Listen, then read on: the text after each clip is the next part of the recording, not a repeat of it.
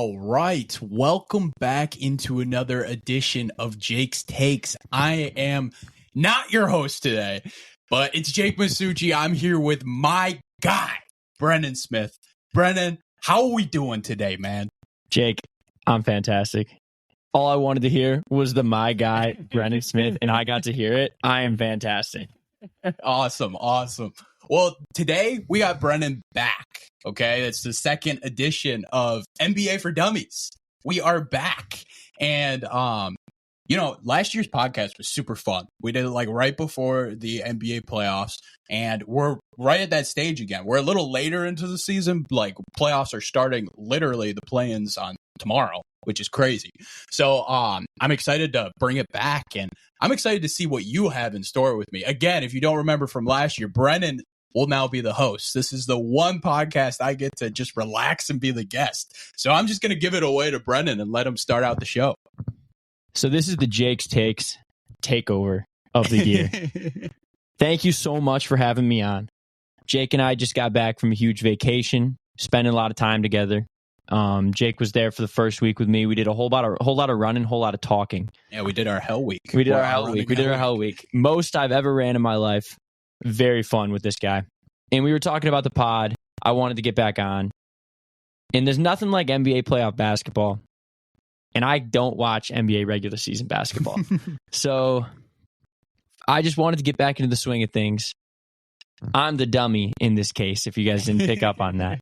And Jake's the guy who's going to get me back. You guys can come along with the journey. I have a couple questions written down here that we're going to go off of. But, I mean, with this guy's knowledge, we're going to take it in some different directions and sort of see what's going on. So I think where I wanted to start, I was thinking about this for a while today, was just simply to ask you, who's leading? Who's at the top of the East and West? Run me through those teams and maybe give me a highlight. Give me what they do well, why they're where they are. Okay. We can go through the top three in each conference. Beautiful. Just to make it easier. So let's start in the East. Okay. The Boston Celtics, man. Holy cow. They are incredible this year. They're sitting at a 64-18 record, which is best in the NBA. They're absolutely ridiculous throughout the whole season. And dude, every time NBA was on, I just like sat on the couch and was like, if the Celtics are on tonight, I'm watching. But if the Celtics aren't on, I'm just going to take a break tonight because like they're so much fun to watch, dude. They brought in Drew Holiday in the offseason from the Milwaukee Bucks, and it was crazy because AJ and I, when I had him and Matt Griffin on, we were talking about where Drew Holiday would go. And the first mock trade we did before the trade happened was to the Celtics. And it was AJ that came up with the mock trades. He was super hyped about it. And it was literally like the trade that exactly happened. He called it. Wow. And I was like, oh my gosh, that's crazy. You know, because I didn't think the Celtics would be ballsy enough to do it. And they were. And they're flat out insane, dude. They brought in Kristaps Porzingis as well. And Kristaps Porzingis is the most efficient post player in the NBA. He's been sensational throughout the whole year. Jason Tatum has played at a very high level. I mean, about the same level he's played last year. But like, it's like he doesn't really need to do like a crazy amount with this team because he's got Jaylen Brown, who's literally having the best season of his career. He's added so much to his offensive game, and he's a great defender as well. And then you're sitting with the my two favorite role players in basketball, in Drew Holiday and Derek White. And I feel like it's disrespectful to call them role players because they do so much more than that. They're literally the perfect guy you want on a championship caliber team.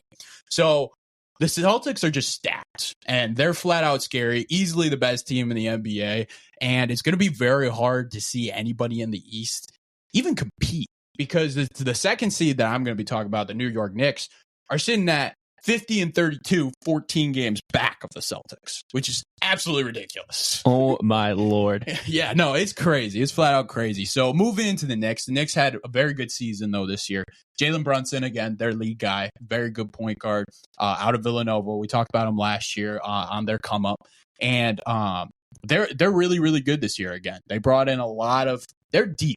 They're very deep. They got a lot of stuff on their bench, and they made a midseason trade to go get OG Anunoby from the Toronto Raptors. And I don't know if you know the name too well. I don't. Yeah, but he was on the team with Kawhi Leonard when they won the championship, and he was one of those wings that was really talented, can really shoot the three. He's one of those role players that you just flat out love, you know? And he's been injured through the second half of the year, but when he came back, you could just tell that the Knicks were playing so much better. And I mean, it kind of showed near the end of the year. They really started climbing up those rankings and got to that 2 seed, which is really impressive to me. So the Knicks are a dangerous team here, but the problem is they're going to be without Julius Randle. At least the last I heard, he was going through, he went with a surgery and was out for like the second half of the year. And they said he could maybe return for the playoffs, but it's looking more and more doubtful, and it's looking like he won't be like as impactful if he does come back. So that'll hurt them a little bit, but I do like what the Knicks bring. They have a lot of great defense. Tom Thibodeau really knocks it in them. Like, you have to defend under Tom Thibodeau or it just won't work. It's just the truth. So the Knicks, they're a scary 2 seed. Nothing like the Celtics, man. Like, the East is hard because it's like, it's really the Celtics and everybody else. And I'll get into the 3 seed that probably has the best chance of beating them, which is the Milwaukee Bucks. And that's just because of the talent level on the team.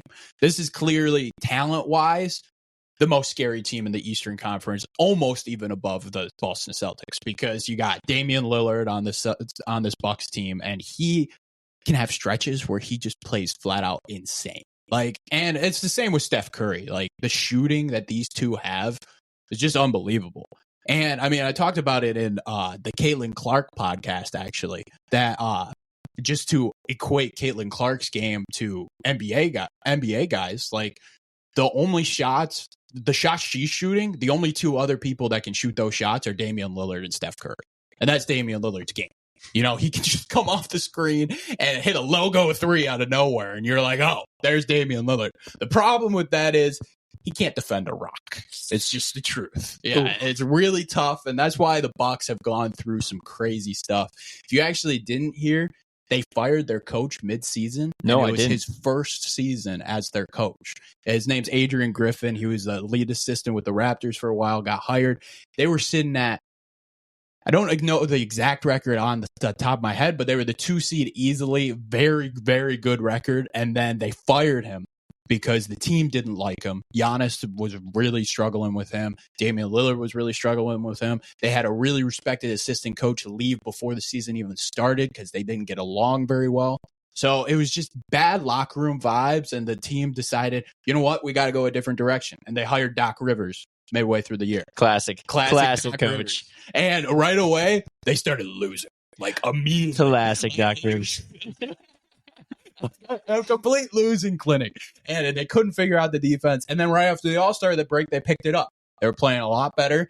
And then later, it kind of fell off a little bit going into the playoffs. But the thing is when you have Giannis Antetokounmpo, who I haven't even mentioned yet, and he's having a ridiculous season, and any normal year, if they're sitting at a 1 seed, he's probably winning MVP again. Yeah. Like, he's averaging 30 and 15 and just not getting any credit. Like, it's just unbelievable. And shooting 60% from the field. Like, that's just ridiculous. It's ridiculous. And whenever you have that guy, you definitely have a great opportunity. But when you're sitting and looking at a Celtics team that can throw so many different aspects at him, I feel like it would be difficult for him to beat that team when we don't know how Chris Middleton's health is being. His health has been very on and off throughout the year. And like, the only other person that you're relying on is Dame.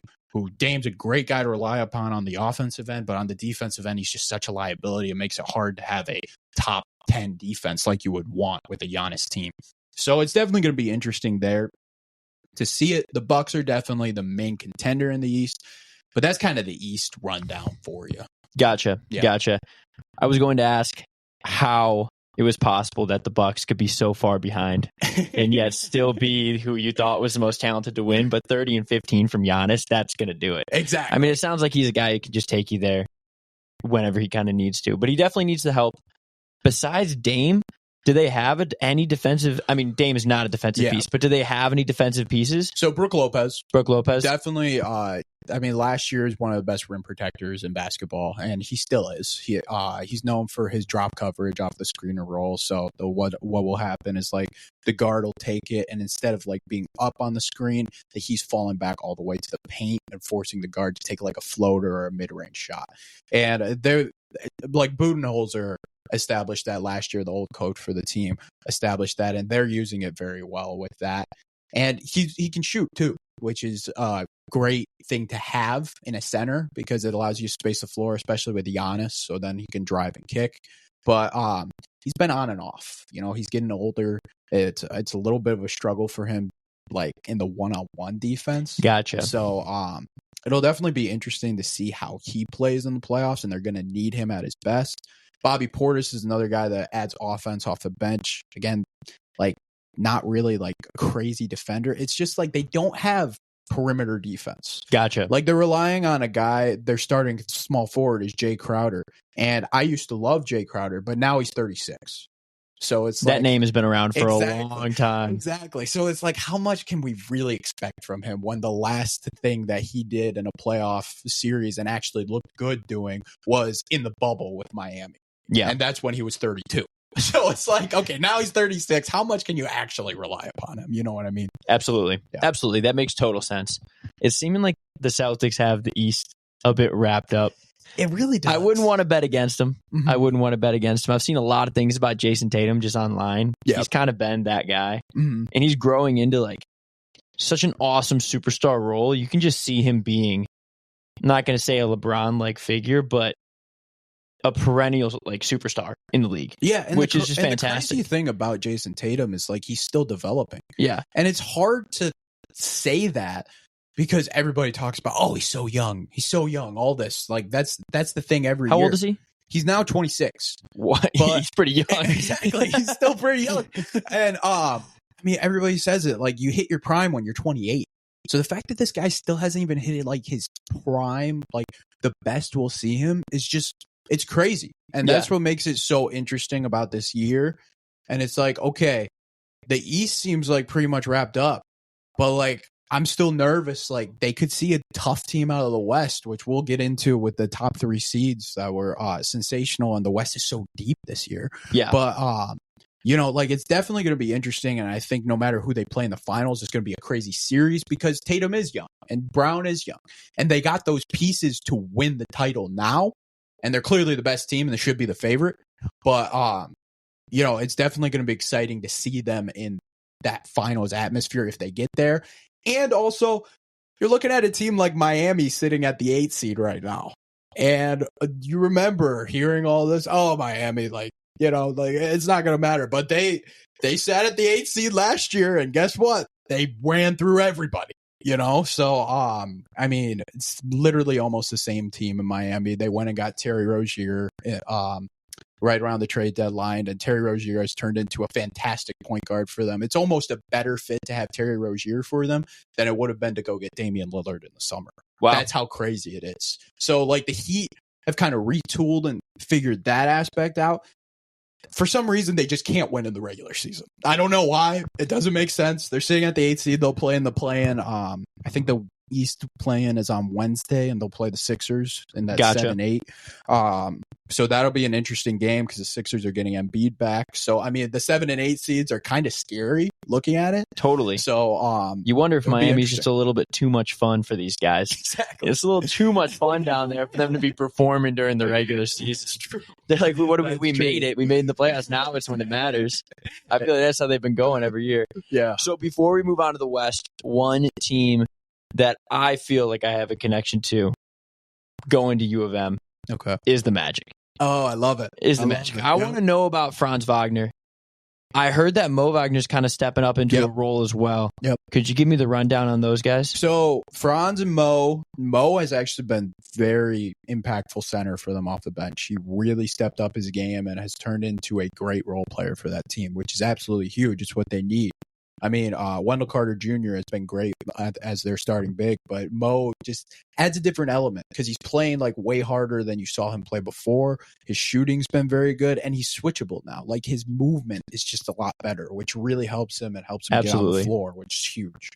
And then looking at Franz, it's actually weird because his jump shot just like disappeared.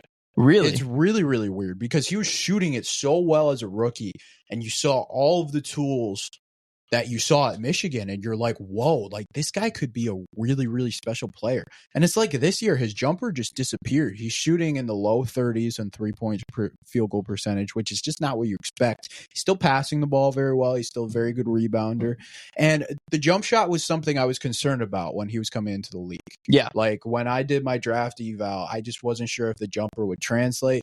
And I was just like, I don't know how impactful he can be. I definitely disrespected his IQ because his IQ is unbelievable, and I should have totally put that into consideration in my eval because he's a great player, and it is still.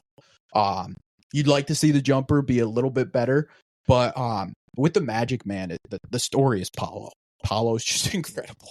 He's unbelievable. Yeah, really. Man, as a second year player, it's just sensational, and he's another guy I completely just jumped over. I mean, he's literally like a Blake Griffin of this era because he's so athletic, he's so big, he has so many post moves, and he can move. Like he can guard different positions, he can do things. He's a very good mid-range shooter. He can shoot the three a little bit. He's very, very good, and he's very fun to watch. And the Magic just have so many of those guys like a Cole Anthony or a Jalen Suggs Jalen Suggs' energy he brings. I mean, you remember him at Gonzaga. It's just unbelievable athleticism, and he's one of the most fun defensive guards to watch in the NBA. He'll go out and completely try to shut down the defender. It's flat out crazy. The offensive player. It's flat out crazy, and I really like the Magic. I wish I got to watch more of them this year. They weren't on national TV as much as I wanted them to be. I mean, these aren't names. These aren't names that are hitting ratings. These are names that people who watch basketball know, and people who watch the NBA are going to be all over. Exactly. What are they? Are they in the playoffs? Are they out? So the Magic are sitting at the 5 seed. And they're playing Cleveland in the first round. And Cleveland's one of those teams that I fell in love with last year. Gotcha. And I worked very, very hard not to fall in love with them this year. But I still like them a lot. So, I mean, I will see how that matchup goes. The Magic, I just get concerned with teams that don't have much playoff experience. And the Cavs have now sit with playoff experience. And they felt what it was like to get their ass kicked, with New York last year. So I think that's actually going to motivate them and make it hard for the Magic to win that series. I think it'll be back and forth, but neither of these teams are making it past Boston in the next round, so I don't think it matters very much. It'll be fun to watch. It'll be fun to watch in the first round. Yeah. All right. Good tangent. It's good to hear about that. I hope Franz develops his jump shot. I love that guy. Yeah. He was great to watch. At Michigan. Mm-hmm. I mean, now that you're saying it, I feel like I recognized his jump shot was a little inconsistent, but I think that's just me going back now. So take me to the West. Okay. I saw online that the Thunder secured the number 1 seed. Yes. What an exciting team. Yeah. I actually had on my bullet points in here the second bullet point. Tell me about the Thunder. Yeah. Tell me about the Thunder. I think they're exciting. Just to give you how I feel, I don't necessarily like them just because I think they're exciting. Yeah. As someone who's not a fan of the NBA, when I hear the words tank, I associate it with the 76ers and I associate it with the Thunder. Yeah. And it does not sit well with me. Yeah. No, that's If fair. the Pistons had secured a good pick last year and didn't get stuck with 5, I'd be like, I love tanking. Yep. But I hate it. Yeah. I hate it. And it seems to have worked out so ridiculously well for them that it almost makes me more mad. But tell me about this team. All right. This team is so much fun.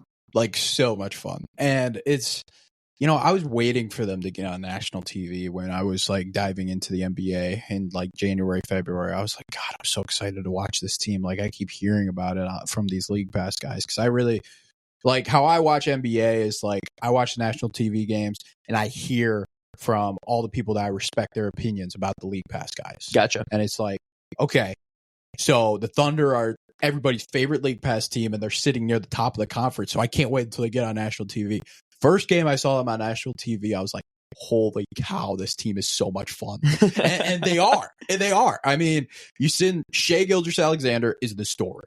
This man, if Nikola Jokic is not having the season that he's having, Shai should be the MVP 100%. Gotcha. Dude's averaging 30 points a game, 5 rebounds, 6 assists, and he's taking this young team to where they're the number 1 team in the West. The Thunder's starting lineup is younger than UConn's.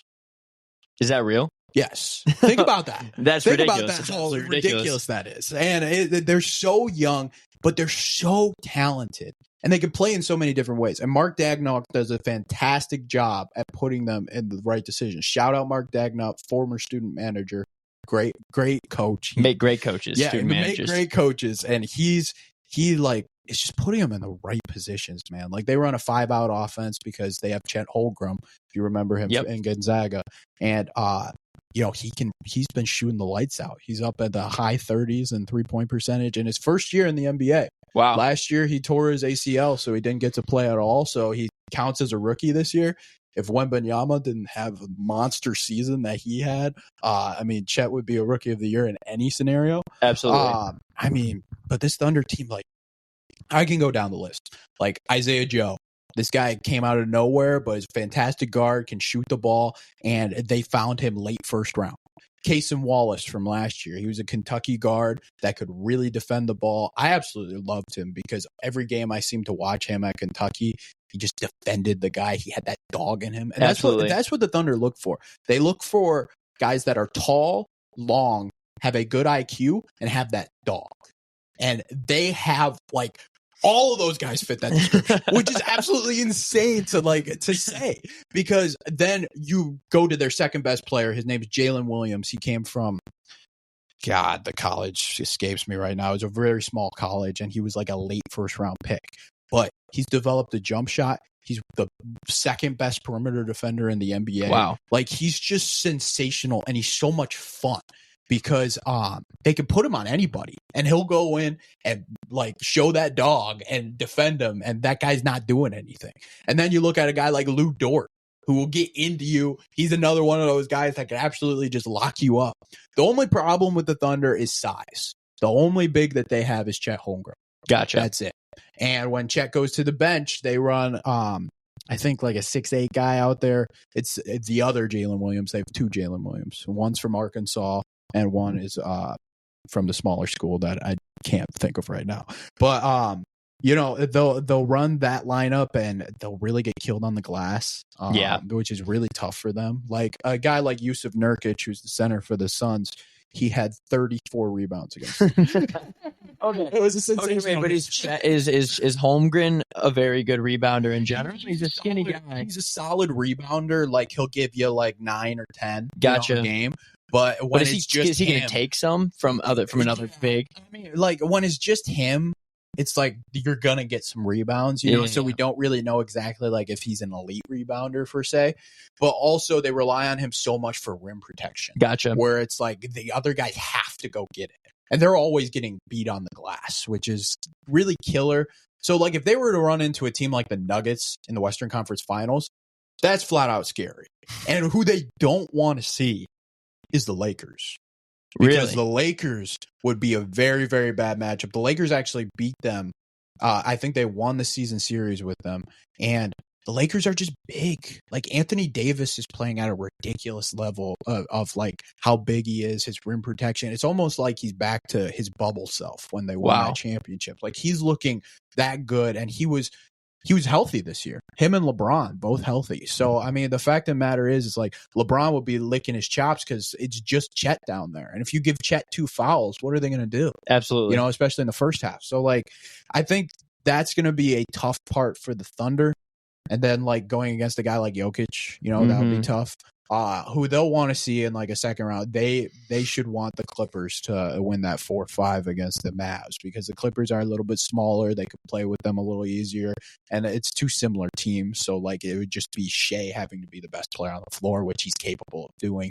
So I'm excited to see how the Thunder will go. They're just very young, and if they don't see the Lakers, then they're gonna win a first round series. Yeah, but like I am concerned moving on. Because, like, then if they go, like, whoever wins that Clippers-Mavs series, which is the 4-5, like, that's a scary matchup. Because Kawhi Leonard has been playing great this year. James Harden has been playing great on the Clippers.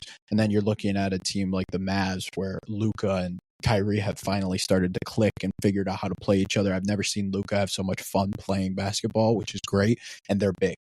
that was the thing that they fixed in the offseason. They got a lot of bigs. They got rookie Derek Lively, who I believe just got injured, which actually sucks because I was looking forward to seeing him play. But they traded for a guy like PJ Washington and other bigs that really gave them the size that they needed in order to help them, get to that next level. That's awesome. Yeah. That's awesome. So the Thunder sound exciting but exploitable. Yes. Thunder sound exciting but exploitable. Great to hear that James Harden's playing well. Yep. I do like to hear that. Mm-hmm. I do like to hear that.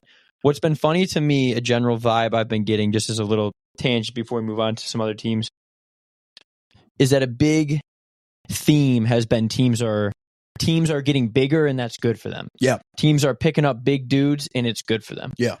For someone who hasn't been watching the NBA, I feel like I've been hearing the opposite, because I watch people like Zach Edey play, and I hear this guy's not going to do anything in the NBA. He's not going to play. Mm. Are these bigs just that special? Are these bigs who can move? What's the difference here? Yeah, so you hit it. Like, it's bigs that can move. Okay. It's those athletic bigs. So a guy like Derek Lively, like we were talking about, he was Duke's big last year. Yes. Okay. And the thing about him that I absolutely loved, and was why I was like, okay, this guy could really impact the game now, was his ability to be athletic on the perimeter. He could go out and stay with a guard for like 5 seconds if needed.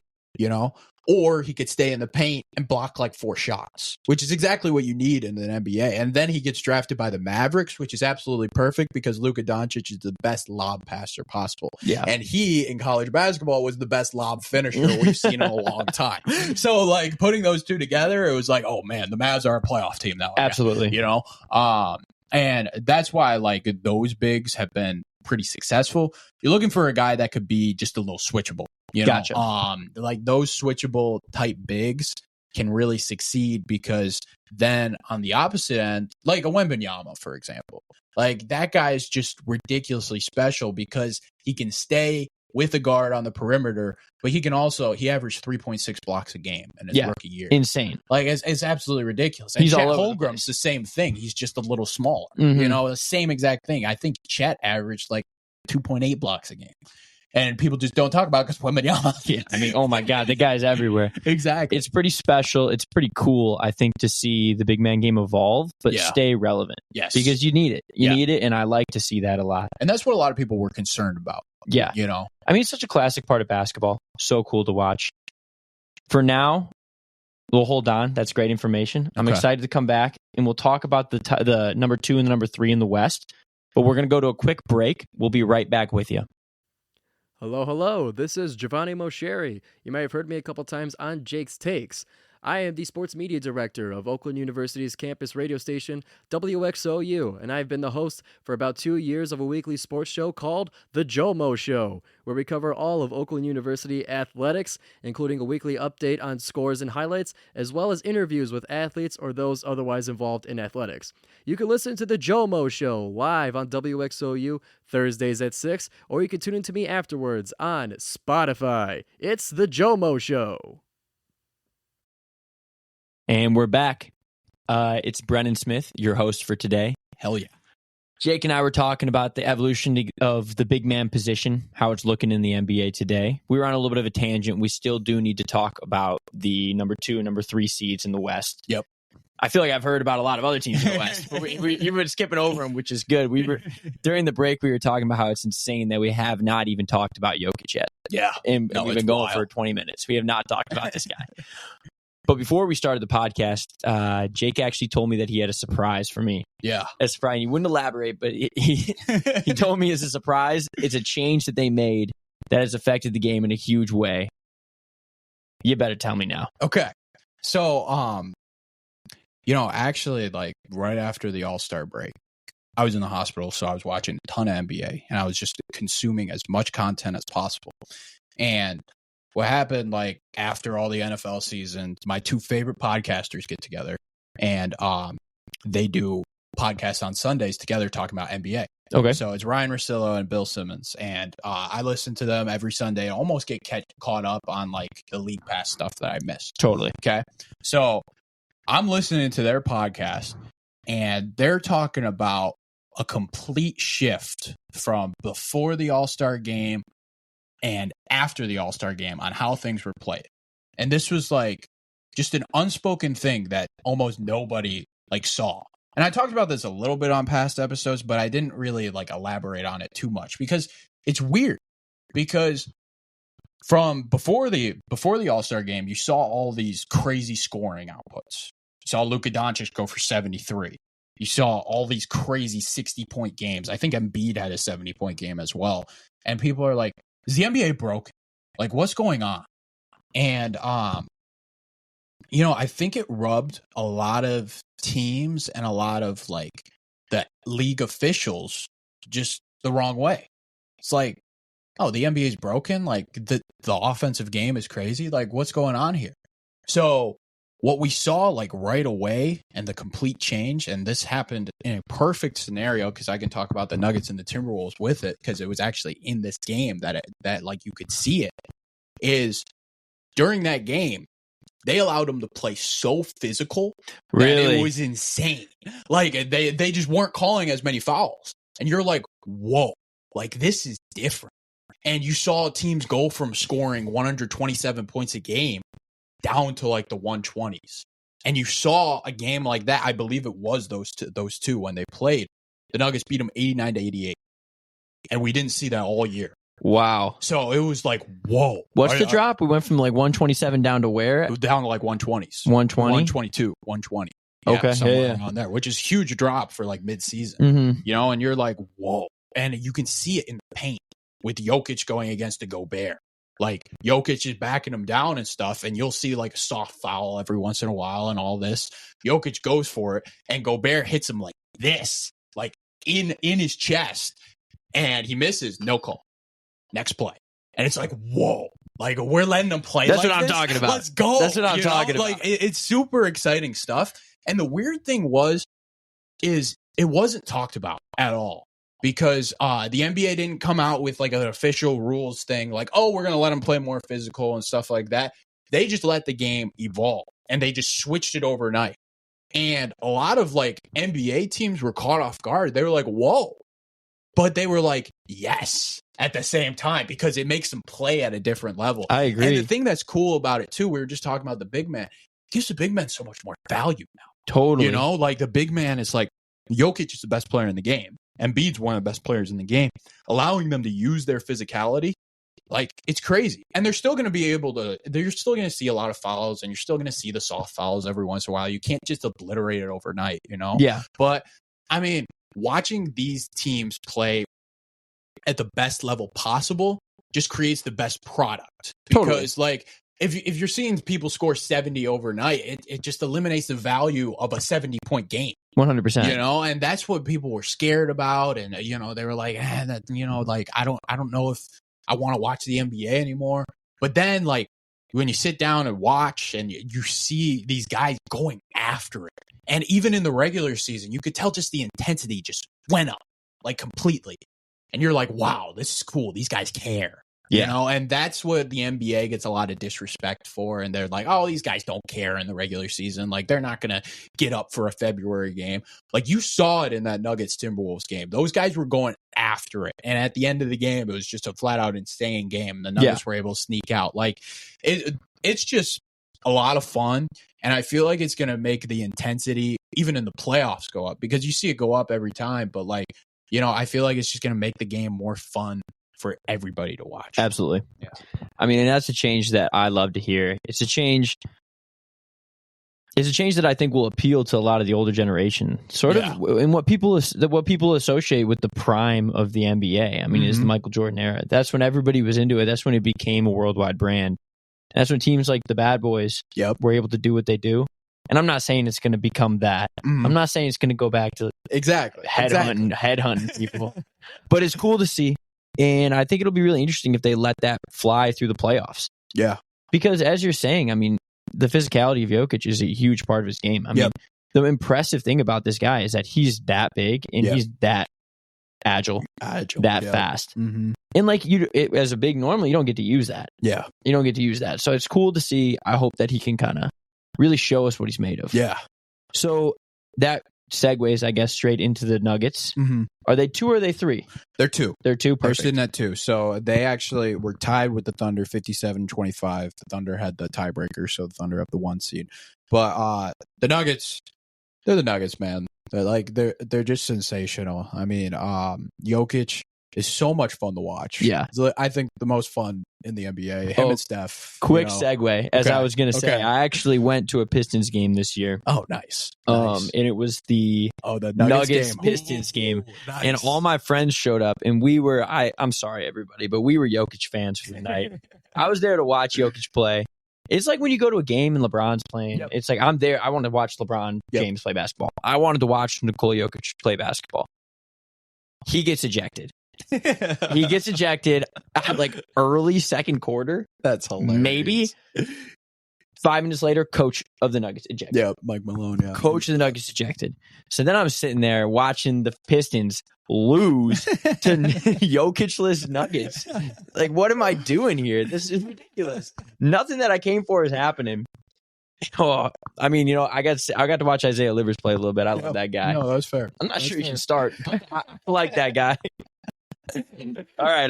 That's my segue. That's fine. What's going on with Jamal Murray? Is he still playing? Yeah, Jamal Murray's still playing. He's still that great second option. He's durable throughout the year. Was out there a lot. KCP is still that guy. Great defensive player. He'll be on the best players. And he'll do a great job. He can shoot the ball really well. Michael Porter Jr. is just a smarter version of him. Like, a lot of people would make fun of him. Is he swinging the ball now? I'm shooting no matter what. Is he swinging the ball? He's swinging the ball a little bit, and he's playing at a higher level, and the defense isn't as bad, which is what you want to see from Michael Porter. But Eric Gordon, man, that guy keeps getting better and better. Yeah, seriously, unbelievable rebounder. He's so agile. He's one of those bigs. He's one of those bigs that we talked about. He's agile, can switch, and he's so athletic. How tall is that guy? Is like 6'10"? Like 6'8". 6'8". And he's big. His ups are insane. Strong, he's athletic. He's just flat out monster. Out monster. And the Nuggets will be scary again. I mean, even without Bruce Brown, it doesn't matter. This team that didn't need Bruce Brown, not this year. I mean, they're just flat out insane. And I'm looking forward to seeing them in the playoffs. That's awesome. Yeah. That's awesome. Yeah. So then the 3 seed. The Timberwolves. Let's talk about the Timberwolves a little bit. So I was very skeptical of them going into the year. And a lot of people weren't sure what to expect because they started playing better near the end of the year. They're sitting at that 8 seed. They played the Nuggets in the first round last year. And it actually seemed like they gave them the best series. Wow. The Nuggets won in 5, but every game was close. Okay. And it was back and forth. Anthony Edwards was coming into his own, and you're like, oh, Timberwolves might be good next year. Totally. And they came out on a rampage. Like they were so hot. Karl Anthony Towns and Rudy Gobert, they finally figured it out. It was really working. Then Karl Anthony Towns got hurt. He hurt his, I think, tore his meniscus. I think that was the injury. And they started going on a little slide. And then they started coming back up and figuring it out without him. Edwards has been out of his mind all year. Everybody talks about him. He's like the closest thing, like the swagger he has, is the closest thing to a Michael Jordan or like a Kobe Bryant. It's like that swagger. That's so awesome. Which is so cool to watch. And he's got that game. I think his game is almost more similar to like a Dwayne Wade. So he's like a young D Wade kind of, which is really cool. But he's definitely going to be just one of the most exciting players. Like, you have to put him on in the playoffs. Where do you think his ceiling is? Does he have one? Wow, how good can this guy be? I mean, I've watched him. His athleticism is off the charts. Yeah, I feel like ceiling would be D Wade. Ceiling would be D Wade. Yeah, and that's a great ceiling to have. D Wade, one of the best shooting guards of all time. But like, I don't see him ever being like the best player in the NBA, like some people think. Like Tatum, but has probably the closest, and Giannis is probably like there right now. As those young stars, and Luka, of course. But like, I would put Edwards just a little bit below that. Gotcha. But he's still a sensational player and could win a championship as a best player on the team, 100%. Because D Wade did that in 06. Yes, 06. So I mean, he could 100% do that. This team is very, very good. They got McDaniels still, who I flat out love as a defender. Naz Reid coming off the bench is sensational. Really? He's a great big off their bench and can really score. He's just so, I don't know, like, it's fluid. It's so fluid because he can shoot the ball a little bit. He's got a great post game. He's just so fluid with the basketball and fun to watch. I just didn't expect him to be that good. It's fun to see him like live. Like, it's definitely a fun experience to have. And then Gobert is great. That guy rebounds. Classic. He's one of the best defenders in the NBA again. Like, he's just always. What's that guy's workout routine? Dude, I'd love to know because he's just like back every year. He's back. He's physically gifted. You know, he adds a little bit on the defensive end. You'd love to see him get just a little better on offense. Yeah. But, I mean, his defensive value is just so high. I mean, he knows where he makes his money. Exactly. I mean, when I think of Gobert, I think of a defensive player. And I feel like the two weaknesses, I made a reel about one of the Timberwolves' weaknesses. Maturity has always been a little bit of a problem. Like, or before the All-Star break, they had Karl Anthony Towns had like a 63-point game, and they were trying so hard to get him 70 and all this. They were trying so hard that they lost a 15-point lead and lost the game. So, like, you know, that's just a question mark to me. And they have proved me wrong in that instance multiple times, and I'm hoping it's just not going to be a problem because they're so much fun and they're so athletic, they're so gifted, you know. So I hope it's not a problem, you know. But it's definitely going to be interesting. The other weakness is Karl Anthony Towns, man. He's just not a good defender. And he's kind of where that maturity is to me. You know, he's the one question mark for me. He just came back from injury. He actually looks solid physically, but, you know, he's definitely going to be a question mark on the defensive end. Coming back from meniscus is tough. Yeah, totally. You know, so it'll be interesting to see for sure. They're actually playing the Suns first round. So that's going to be a very, very interesting series because the Suns, to me, like, have the star power with Booker and Kevin Durant. Yeah, seriously. So, I mean, and Beal's been playing really, really well. Like, he started out the season really not where Bradley Beal should be. And by the end of the season, he's picked it up. And, like, I think the Suns and the T-Wolves just played in one of the later games of the season. And you saw Beal, like, talking crap. And you're like, whoa, this is going to be a fun series. So I think that might be that and Clippers Mavs, dude. Like, those two series are going to be crazy. And then you could have the Lakers playing like the Thunder, or like the West is fun, man. The West is super fun. So I'm looking forward to it. I mean, it's you go in the West and you've got a week ago a 3-way tie for the first seed. Yeah. And then you look at the East and the Celtics are up 12 games. It's insane. It's crazy. How long has that been going on? It feels like the East just needs to step it up. That's a tangent for another day. Exactly. That's a tangent for another day. I'm sure it's been talked about a million times. All right. That was fantastic. I feel like I've gotten not only the top 6 teams, but some extra little context in the league. Yeah, you sprinkle it because you need it. You can't just have, there's always so much exciting things going on. You can't just have the top 3 seeds on each side. Exactly. Especially with a team like the Heat, who might just come in at 8. They might just come in at 8 as the 8th seed and make the finals again. Exactly. You never know. You never know. So, as for this next part of the show, I brought a couple segments that I wanted to try out with you. I love it. And I was talking to you about these in Florida. I was like, Jake, we got to get some segments going. We got to get some, I don't know, make it a little bit more gamey. Yeah. But I think this is easier now for you because I get to ask you these questions. Yeah. You know, because to make a segment for each new guest. Yeah. Big challenge. It makes it a little tough. But. So the first one I got. Okay. And I want you to trademark this one. I think this one's going to be good. It's the FOBs, FOUs of the seasons. That's FOUs. For anybody out there, it's the flat out believables and the flat out unbelievables. And if you know takes, this guy loves to say flat out unbelievable. So I figured we'd throw in a little bit of a twist. Our flat out believables. What do you think? So flat out believable. Let's talk about it. The believable is Nuggets, and we covered them. Yeah. You know, like, we knew they'd, if I told you at the beginning of the year, you knew they would be 1 or 2 seed, sitting at, like, what they have, 57 wins, and are going to be the favorites in the West. They are the favorites in the West. It's just the truth. Like, they did it last year. Nikola Jokic is that guy. Yep. You know, I just talked about their team just super in-depthly. I don't really have to go into it anymore. Like, they're just sensational, you know, clear favorites, and they'll be fun in the West. Moving into another believable, the Wizards. And the Wizards sitting at the bottom was just so believable. Flat out believable.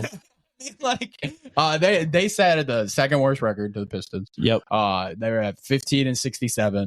And wow. I mean, I just think of Kyle Kuzma. when I think of the Wizards. And I think of him tweeting out when the Pistons were on that losing streak. He was like, well, I'm glad we're not them. And then they went and lost to the Pistons 2 times in the next month. Yeah, we got that dog. We got that dog in us over here. Exactly. So, I mean, the Wizards, and the fun part about the Wizards is, like, it was literally just give Jordan Poole the ball and let him shoot. Oh, my God. I think flat out believable for me is the Jordan Poole antics. I mean, you talked about it last time you were on the podcast, like the Jordan Poole antics and stuff. Like, I feel bad for him that he's just on the Wizards and he's not on a winning team anymore. I don't.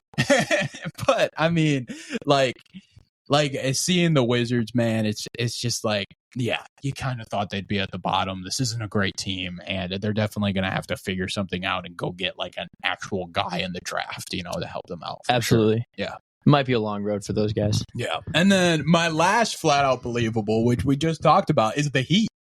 The Heat, man, sitting at just not caring about the regular season, skating their way in, and then they go make literally the best trade of the trade deadline and go get Terry Rozier, which just fits their team so well. I mean, I was talking about it with you off air. It's almost better for them to have Rozier because it fits in their cap. Yeah.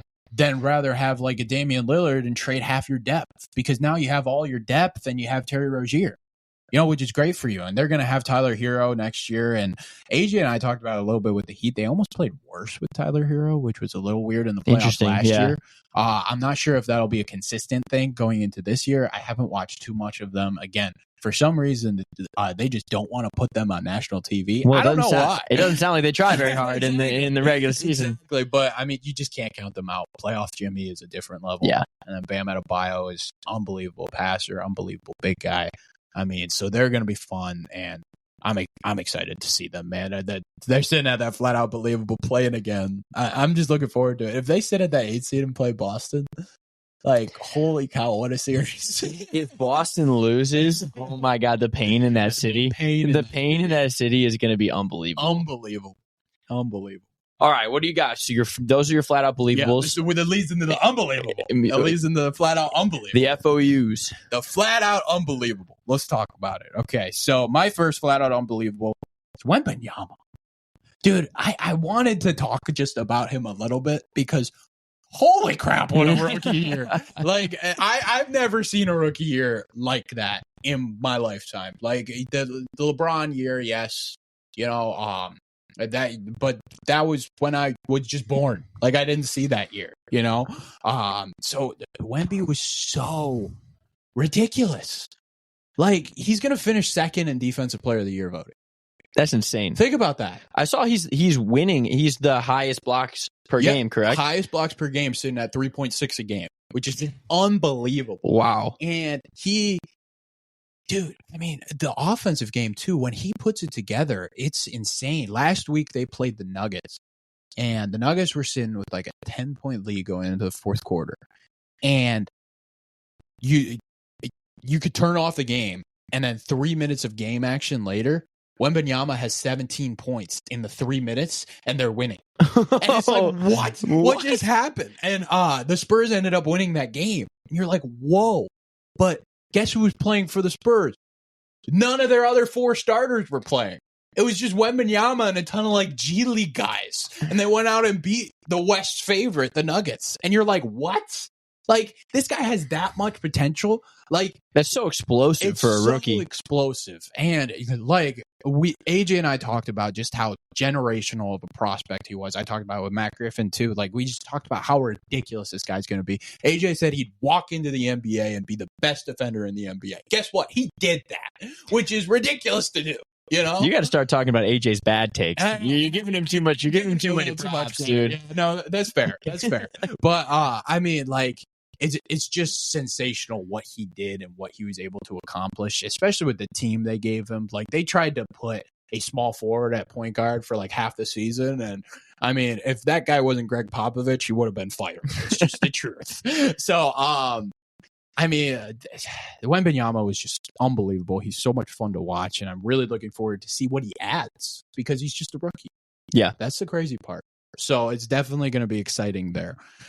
Another flat out unbelievable. LeBron. Going from the young of the young to the old of the old, that's still dominating. dude's 38, 39, whatever he is, and he's absolutely just, he figures it out. He figures it out every year to work the best with his body. And this Lakers team, yes, they're sitting at the 8th seed, and you should expect more, like blah, blah, blah. They had they're 12 over 500, 47 and 35.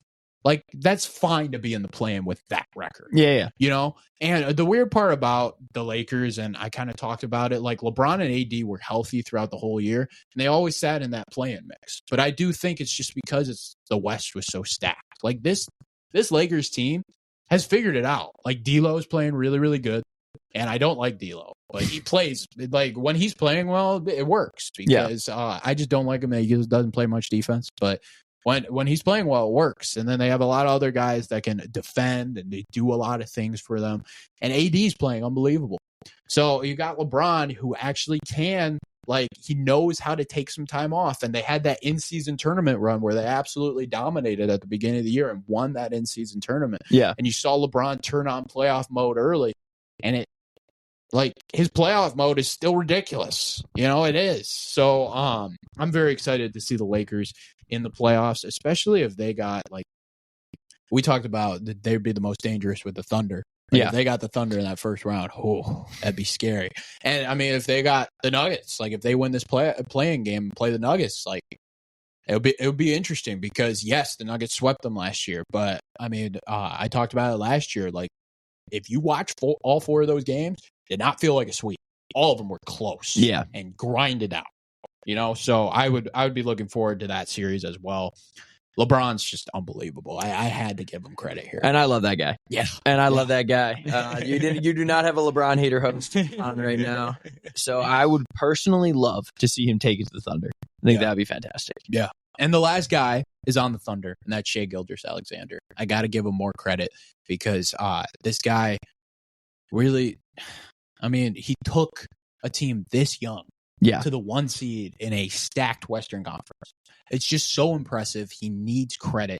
Like, it's just an unbelievable year, and he deserves all the credit possible, because he's probably not going to win the MVP. I think Jokic is going to end up doing it again, which I think I would have given Shai the vote just to change you think it so? up a little bit. Just to change it. Who deserves it, though? Exactly. I mean, deserving wise, like, the thing is you could argue both. Okay. Because, like, Shai, with that young team, like, he got them to the 1 seed and stuff. Jokic, his numbers went up a little bit, but it's not like it's anything different than before. Yeah. You know? I mean, if you want, like, I'm happy that voters aren't having voter fatigue and still voting Jokic because they think Jokic is the actual MVP. Good. Like, I'm happy that's happening. But, like, in a normal year, like, it would be Shai. Gotcha. Know? Yeah, but there's a lot of guys here. So those are my flat-out unbelievables. Like, just some crazy years from those 3, and I wanted to give them shout-outs, you know? Yeah, and it's awesome to hear a couple new names. Yeah. I mean, LeBron, he's going to be on there, but you got Wemby, Shai, very cool to see. It's exciting. It feels like we're really getting into that new generation of the NBA. Yeah. That, to me, I think started with Luka. Like, that year, yes, Trae Young, Luka year, I felt like was when I was finally like, okay, there's some young superstars who are going to sort of take this that you by can storm. accept. Yeah, exactly. Yeah. Mm-hmm. And they felt like, because we had been watching Steph Curry and LeBron play for our all the way through high school for me. Yep. And then you start seeing these new players come up. Jason Tatum starts coming up. I just really like to see it. Yeah. It's exciting. It is exciting. It's really exciting. All right. The next segment. Okay. This is going to be, and I hate to give it up after I had just gotten it, but Jake's my guy of the pod. Okay. Jake's my guy of the pod. So it doesn't have to be me for the whole pod. So if you had to pick one guy in the NBA who you think is just like embodying everything that you want to see, it doesn't have to be the best player. It doesn't have to be the guy who's going to be the best player. Just somebody you love to watch, somebody you like as a person. That's a tough one. I wanted to do this one off the top of my head. You told me you were going to do it before. Yeah. I wanted to do it off the top of my head. And the first name that comes to my mind is Derek White. Derek White? I mean, my guy is Derek White. I say that almost every time because he's the epitome of what a role player should be because he does more than it. You know, he can pass, he can score, he can rebound, He defends his butt off. I mean, it's just sensational. You know, like, I love it. He always brings that energy. And you just don't see it from guys in the NBA every night. And that's what I talked about earlier and why I was so excited that the intensity moved up. Totally. You know? And Derek White is one of those guys that brings it, and it equates to winning. Like, there's a reason why the Celtics start him. Because, like, they win when he's in the game. Like, they'll start him over Drew Holiday on occasion. Yeah. And Drew Holiday, in everybody's mind, and you should think this, is a better player. But Derek White brings those things where it's like, okay, we're winning more when he's on the floor. He needs to be on the floor more. Exactly. You know? And those are guys that I just flat out fall in love with. And he's always been my guy, man. Like, ever since I think we talked about him in the podcast last year. I think it was last year. Up, yeah. Yeah, I just love bringing him up because ever since he's gotten on the Celtics, he's just figured it out. And I think he just fits with that city and that team so well. Sweet. You know? Yeah. That's a good answer. Off the dome. I mean, you saved it, and you were right. Yes, sir. All right. So then the opposite. Okay. It's not really the opposite. You could change it up, but this is going to be Jake's hates. Jake's hates. Jake's hates. All right. Maybe two things. People. Okay. Oh, teams. Okay. Coaches in the NBA that you hate. So Jake's hates, and I mean, this team, man, they frustrate me so much, and it's because I remember doing previews and talking with people, and we're looking at teams, and we're like, this team could really, really be good this year, you know, and it could be an exciting team to watch. But I don't know what happened to the Atlanta Hawks this year. Like, holy cow, man! Like, I was so high on them, so high. Like, you got Trae Young, you got DeJounte Murray, you got DeAndre Hunter, you got all these guys that fit together well, and they got bigs all over the place. I think Clint Capella is still there. And like, these bigs, they also have Onyeka Okongwu, who's a very good big. He was on the USC a while back. I mean, like, they got these guys that it's like, I like all these guys. They're good, and they're good pieces to put with Trae Young. But, like, it's just frustrating, you know? And they had a new coach, and Quinn Snyder last year. He came midway through the year, and he started to figure out pieces and put them in the right spots, and then they lost their playoff series. And I'm like, okay, this team can grow. This team could get up to a 3 or 4 seed. You're sitting at the 10th seed and barely made the play-in. It's like, what are we doing here? Yeah. You know? I just expected so much more from this team. And Trae Young just didn't have the best season. DeJounte Murray, he used to be one of the best perimeter defenders in the NBA. It's like he forgot how to play defense. I don't know what's going on with him. That quick of a turnaround? Yeah, and it might just be the Atlanta Hawks culture or something like that. Like, he's not in San Antonio anymore, but his value's just gone way down. Like, they tried to trade him midway through the year. Nobody really wanted him because they were offering, like, they wanted like 2-3 first round picks, like the value they got him at. Yeah, and he's not that value anymore. So teams are like, no, we'll stick with what we got, you know? So, like, with the Hawks, it's just very disappointing throughout the whole year. And, you know, I hate that the play-in's a thing in the East because it shouldn't be, because looking at these play-in teams, like, the Sixers sit at 47 and 35 at the 7 seed. The Heat still sit at 10 over at the 8 seed. The 9 seed's 39 and 43. Like, why are we doing a play-in? Yeah. You know, like, it shouldn't be. And that's the Bulls, and then the Hawks are after, and they're 36 and 46. Yeah. So it's like a team that shouldn't be in the playoffs. Yeah, they're two teams that shouldn't be in the playoffs. And if it's that much of a discrepancy, then we shouldn't have the play-in. You know, like, in the West, 100%, they're all within, like, a game of each other. You know, but in the East, you know, like, I'm really rooting against the Bulls and the Hawks because they're two teams that shouldn't be. Yeah. You know. It's a run you don't want to see. Exactly. It's a run you don't want to see. You're taking it from a team that actually sort of put it out there during the regular season. Yeah. That makes sense. That's definitely, that would be a hate for me, but you name those names, and those are all players that, like, I think are cool. Exactly. I think DeAndre Hunter was on Virginia, right? Yep. That was when I really liked Virginia. Exactly. Not a bandwagon. My aunt went to Virginia. There you go. And I'm a bandwagon. But yeah, I mean, DeJounte Murray, I actually saw him on the Spurs. I watched him play a couple games. I was like, wow, this guy's he's good. he's cool. He was just He's like a really basketball player. Yeah. And it was nice. And then Trae Young, I mean, like, Exactly. he's so cool. He's so cool, and it's hard not to like him. It's hard not to like He him. just can't defend a rock, which makes it tough. It's not his game, dude. It's not his game. You can't make him do something he can't The do. thing is with that, though, is like it just makes it so hard to find guys that fit with him. Yeah. You know, They really got to pick up the slack. That's what's so tough. And like, it feels like the Hawks did the best they could. So it's like, do you move on from Trae now, even though the city loves him? You know, like that's the hard question that Atlanta's got to answer. Or do you just like completely rebuild it again? Yeah. You know, it'll be interesting for sure. It's a weird place to find yourself in. Disappointing, Exactly. I feel like, is what you're coming off of there. Yeah. For sure. All right. Real quick, we got 2 more questions for you. 2 more? All right. They go along with each other a little bit. I Okay. want you to name me off the top of your head quick. Okay. Who are the 5 best players in the NBA right now? 5 best players in the NBA. We're going to go Jokic. We're going to go Shea. We're going to go...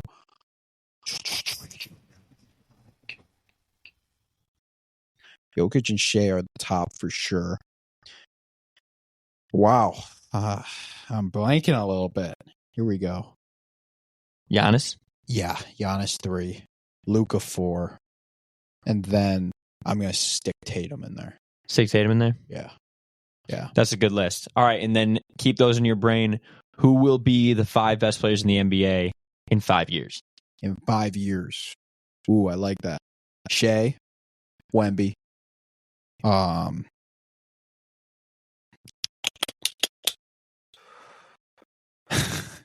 mean, it's tough. This one's harder. this one's... I mean, Tatum's got to make it in that list. Luka for sure. And this is no order, of course. Tatum. And then I want to go with a younger guy. You think Ant makes it up there?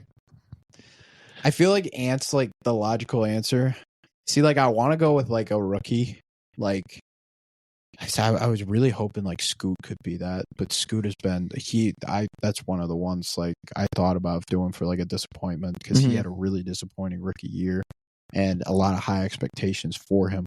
I'm hoping he can turn it around, but Portland just wasn't good. Yeah, Scoot wasn't good, but yeah, I mean, there's a lot of young guys that you could definitely put up there for sure. But Wemby, I think, on the trajectory that he's on, for sure should be up there. Ant would be up there.